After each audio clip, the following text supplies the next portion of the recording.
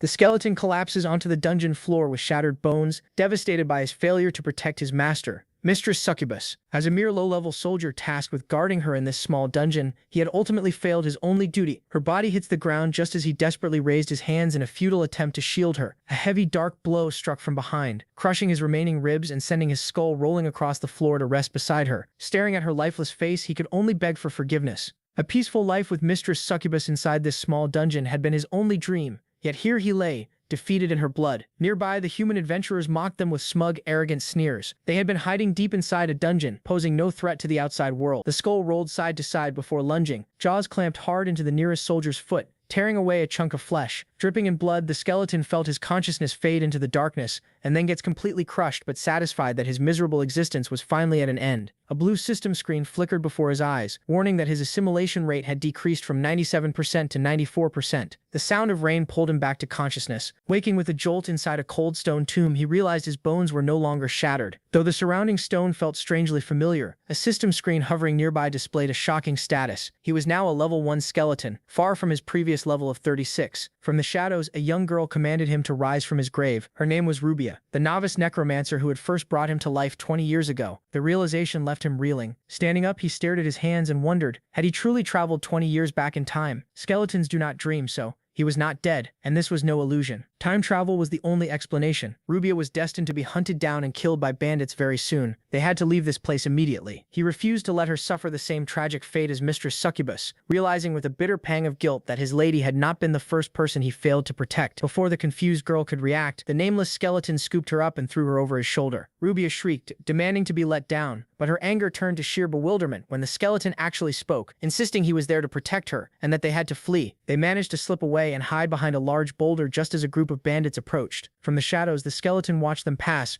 realizing these men were actively hunting her. Once the danger seemed to fade, Rubia let out a sigh of relief, relaxing for a second. That was a close one. I should introduce myself. I am the legitimate heir of Cut Her Off, tearing through the air and plunging deep into her shoulder. Looking toward the train line, the skeleton saw a crossbowman sneering at them. Nearby, a brute wielding a heavy warhammer approached, eyeing Rubia's bleeding form. The brute dragged her to the cold ground, saying he needs to have a taste of her before she bled out. Rage consumed the skeleton. Creeping up from behind, he hoisted a massive rock and brought it down on the brute's head, killing him instantly. Turning to the injured girl, he vowed, I will protect you with my life. But his declaration was cut short. A devastating blow from a warhammer struck his head, sending his fragile body flying across the clearing. The brute muttered in confusion, astonished by the sheer strength of a simple level 1 skeleton. As No Name's vision blurred, he could only curse his weakness. He had wasted his second chance. Once again, he had failed to save her. And then the cold rain began to fall. He jolts awake inside the stone tomb. Rubia stands before him once more, offering her introduction. The protagonist's name has been raised again with all his memories. Now a memorial window appears, offering either +20 goodwill with necromancers or +40 blunt resistance. He picks the second one. Then he tells a shocked Rubia to hide before the mercenaries show up, making her wonder how he can speak and know that. Next, he asks for her dagger and promises to protect her while she hides. The mercenaries arrive and split up to search for Rubia. No Name ambushes and kills the careless crossbowman, levels up, and then gets smashed. Then his skull gets crushed by the great hammer user. Even with the bonus, the blow is too much. The mercenary wonders if a dungeon is nearby, then pounds No Name into dust, killing him a second time. When MC Name rises again, he spends the points from killing the crossbowman on agility. In his third life, he kills the hammer user, but the crossbowman kills him. After gaining more experience and levels, he finally beats and kills both mercenaries in his fourth life, finally saving Rubia after dying 3 times. While traveling with Rubia through a cave, No Name goes over his situation in his head. Each time he dies, he returns to the moment he was first summoned, back at level 1. But he keeps his skills and stats and gets a memorial bonus. If something changes from a previous life, he also gains a new ability. Still, he doesn't know how many more times he can come back. Rubia snaps him out of it and explains she's the daughter of Lord Ray, an honest man who stood against the changes forced by the newly crowned war-loving king. For that, he was murdered, leaving Rubia alone. No Name remembers the king will soon start a huge war that lasts 9 years to unite every land under his rule, and not long after, the 16 devils will rise again. He doesn't have the strength to stop that war, but he can at least protect this girl caught in the middle. To do that, he has to grow stronger and someday meet his mistress again. They decide to head for a village and move through the mountains. When Rubia tries to joke around with him, No Name reminds her that skeletons are usually without emotion. They're going to Ublam, and Rubia suggests buying armor there so Name can hide what he is and not scare people. A little later, he saves her from slipping to her death, and she's glad he was there.